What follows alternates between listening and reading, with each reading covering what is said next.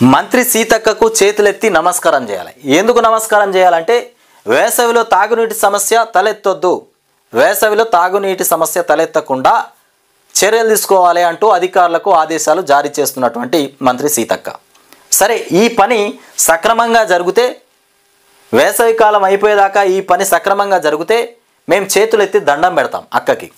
ఒకవేళ సక్రమంగా జరగకపోతే అదే చేతులతోని నిందించే అవకాశాలు కూడా ఉంటాయి.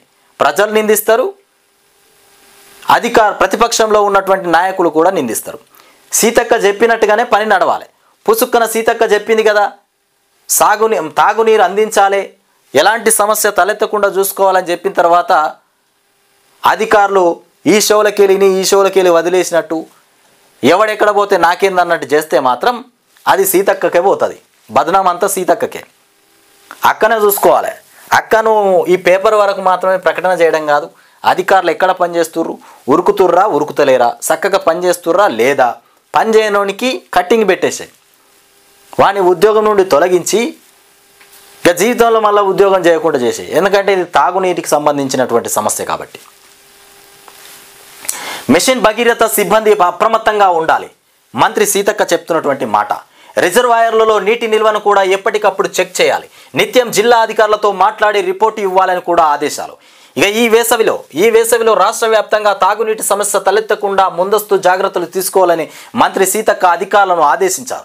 రిజర్వాయర్లలో నీటి నిల్వను కూడా ఎప్పటికప్పుడు చెక్ చేయాలని విద్యుత్ శాఖతో పాటు సమన్వయం చేసుకునే కరెంటు సరఫరాలో సమస్యలు తలెత్తకుండా చూడాలని కూడా సూచించారు.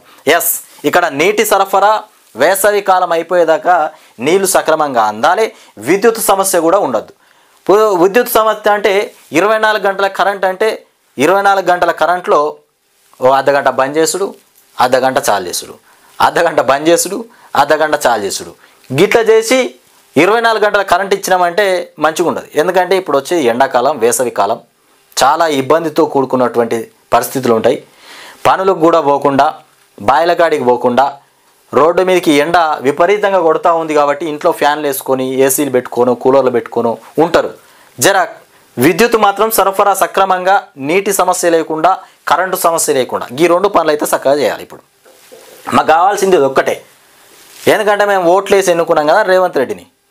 మీరు గా పని చేయకపోతే మా ఓట్లు వేసినందుకు లాభమే లేకుండా పోతుంది. ఇకపోతే చెక్ చేసుకోవాలి. పంప్ హౌస్ మోటార్లలో సమస్యలు రాకుండా జాగ్రత్తలు తీసుకోవాలన్నారు.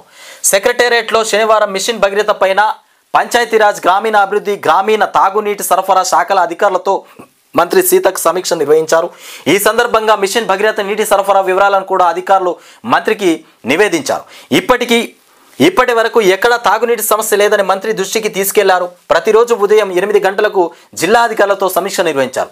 ఇప్పటి వరకు కూడా ఎక్కడ తాగునీటి సమస్య లేదట. ఎక్కడదా తాగునీటి సమస్య? కేసీఆర్ ఉన్నప్పుడే తాగునీటి సమస్య లేకుండా మంచిగా ఎక్కడక్కడ దిద్దిపోయాడు. తాగునీటి సమస్య ఇప్పటిదాకా లేదు అంటే కేసీఆర్ ఉన్నప్పుడు పైపులు వేసినాయి, కేసీఆర్ ట్యాంకులు కట్టించాడు, కేసీఆరే మిషన్ భగీరథ తెచ్చిండు. తెచ్చిన పథకాన్నే సక్రమంగా చూసుకోమంటే వీళ్ళకి పెద్ద తలకాయ నొప్పి అవుతుంది. చూద్దాం, ఎండాకాలంలో నీళ్ళు ఎట్లా వస్తాయో చూస్తే అర్థమవుతుంది. ఇక తాగునీటి సమస్యను పరిష్కరిస్తున్నామని కూడా అధికారులు తెలిపారు.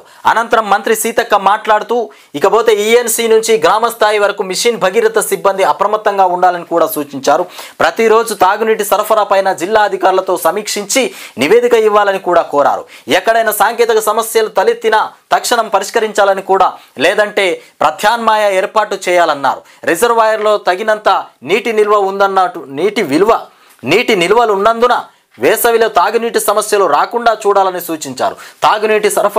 తాగునీటి అవసరాలు తీర్చేందుకు కూడా అవసరమైతే కలెక్టర్లకు ప్రత్యేక ఫండ్ కేటాయించేటువంటి అంశాన్ని పరిశీలిస్తున్నామని కూడా మంత్రి చెప్పినటువంటి అంశం. తాగునీటి సమస్య తలెత్తకుండా చూడడానికి కలెక్టర్లకు ప్రత్యేకమైనటువంటి ఫండ్ కూడా రిలీజ్ చేస్తాం, ఆ ఫండ్ కూడా ఇస్తామని చెప్తుంది సీతక్క. ఇక టన్నెల్ ఘటన పైన విచారణ జరపాలి.